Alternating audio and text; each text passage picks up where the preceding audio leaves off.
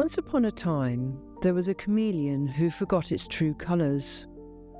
Not because it was trying to deceive anyone, but because it had never been shown its own reflection in a way that made sense.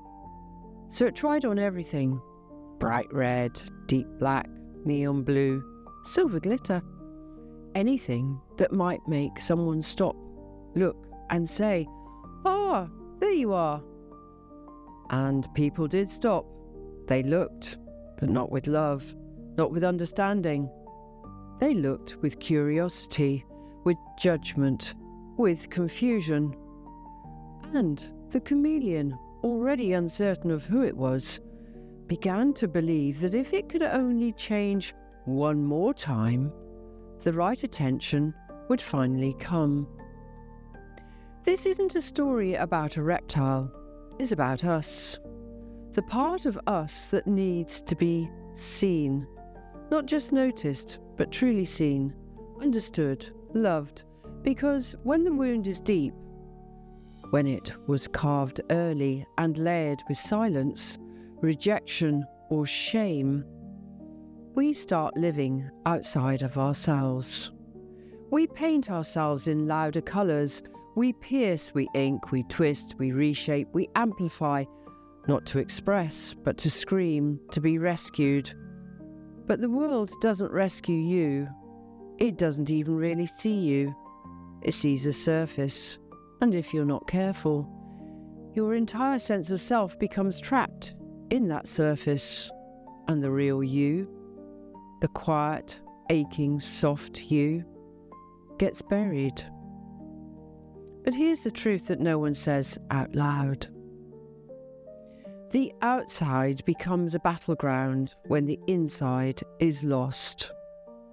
When someone can't find peace inside, they start fighting with the outside. The body becomes the canvas of the war, the modification, the starvation, the overconsumption, the obsession. Each act is the flare signal. Help me, fix me, notice me. But standing out doesn't always equal being understood. The more extreme the look, the more misunderstood the soul underneath. People stare, but they don't connect. They don't hear the story, and the person underneath just falls deeper into isolation. Then the hunger for attention is often the hunger for love, but it gets twisted. Because what you really want to be is safe, wanted, good enough. And when you don't get that, you start believing you must earn it by being different enough. But being different doesn't heal the wound, it feeds it. Trying to be good enough often confirms you believe you're not. This is the darkest loop. When someone keeps changing themselves to feel worthy, they unconsciously reinforce the belief that who they are right now isn't worthy. And eventually they reach a point where they don't even know who they were before the war started. Someone I loved lived this story. She had all the love in the world, but she couldn't absorb it. Her war was so loud inside, so wrapped in pain and self-hatred, that no amount of love could reach her through the noise.